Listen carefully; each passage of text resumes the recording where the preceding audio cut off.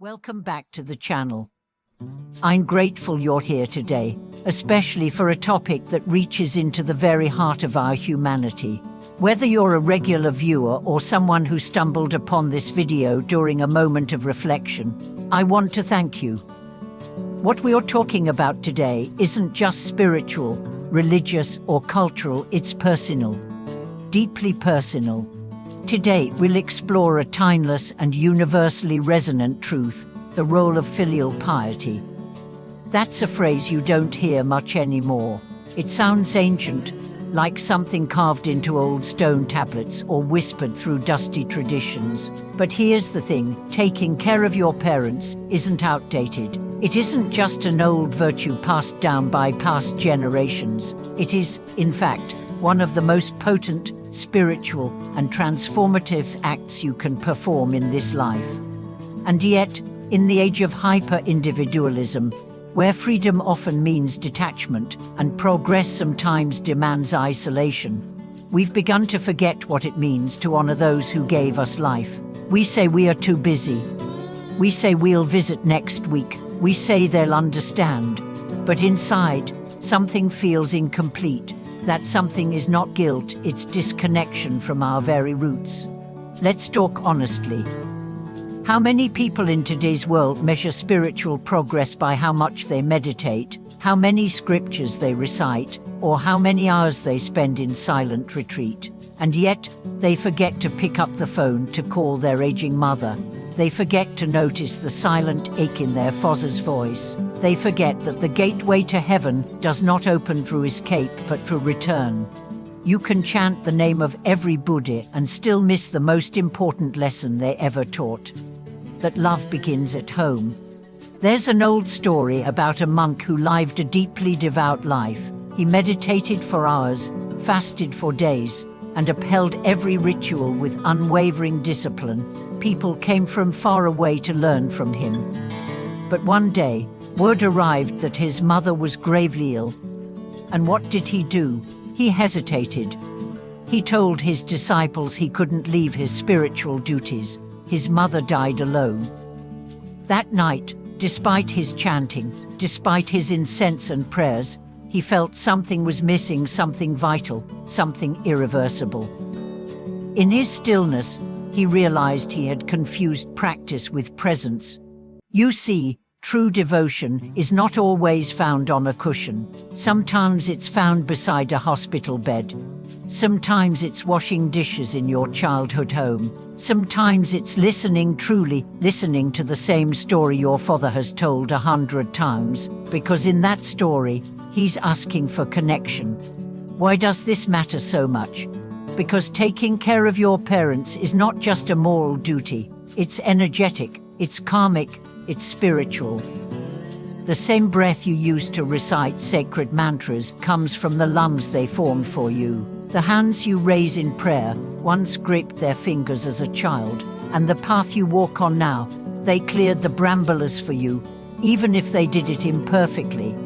We often talk about karma as some distant cosmic balancing scale, but karma is also here in the eyes of your mother when you ignore her call, in the heart of your father when he waits for your visit that never comes.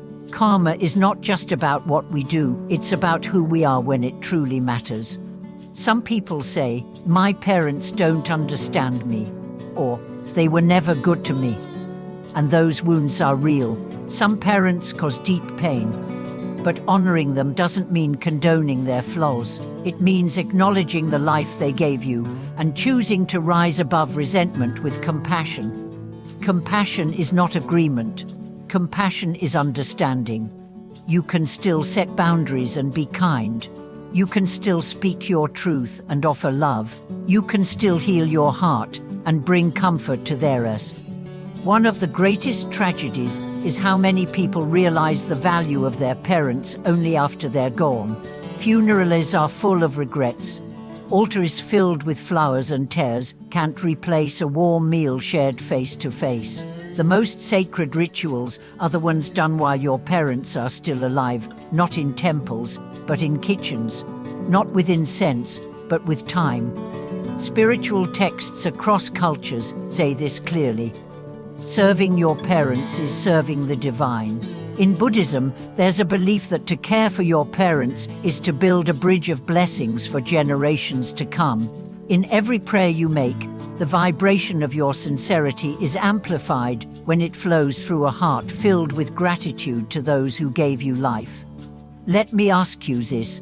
When was the last time you truly sat with your parents, without a screen in your hand, without rushing to leave?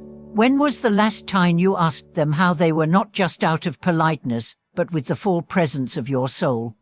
If your answer makes you pause, don't let shame rise, let love rise, because it's not too late. Every day is a new chance to return. Every day is an invitation to do something sacred, not for recognition, not for duty, but because love demands it. This is not about perfection. It's about presence. It's about remembering that when your parents grow old, they become like children, not weak, but vulnerable. They need patience, not lectures. They need your presence, not your advice. They need your smile, not your schedule. And let me say something that may surprise you. If you truly want spiritual progress, look at how you treat your parents. Because if your prayers do not include them, your prayers are incomplete. If your meditations do not soften your heart toward them, your meditations are shallow. And if your spiritual path leads you away from your family instead of toward deeper understanding, it's time to find another path. What we honor grows.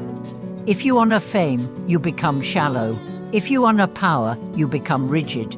But if you honor your parents, you become rooted, you become wise, you become free. Now let me speak from my own life. There was a time I was caught up in seeking answers in books, retreats, and distant teachings.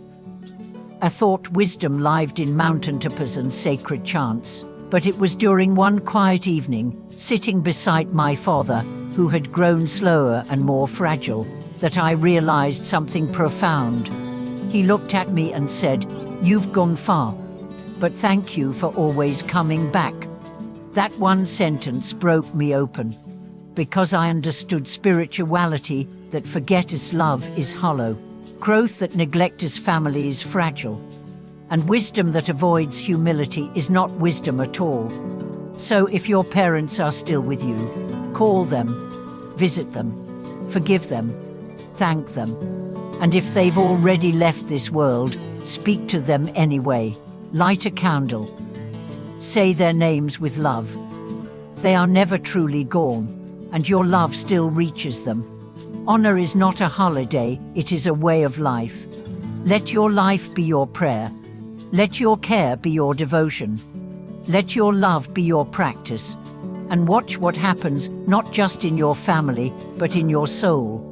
Thank you for sharing this space with me today. If this message moved you, please give it a like, subscribe to the channel, and share it with someone who may need this reminder. And most of all, thank you for watching this video. May your heart remember where it came from. May your spirit rise in love, and may your footsteps lead you back home.